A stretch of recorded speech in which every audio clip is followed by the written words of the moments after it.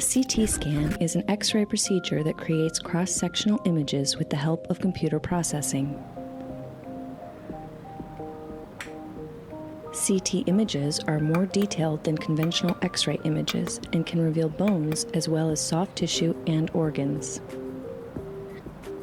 A conventional X-ray uses a fixed tube that sends X-rays in only one direction, while a CT scanner uses a motorized X-ray source that shoots narrow beams of X-rays as it rotates around the patient.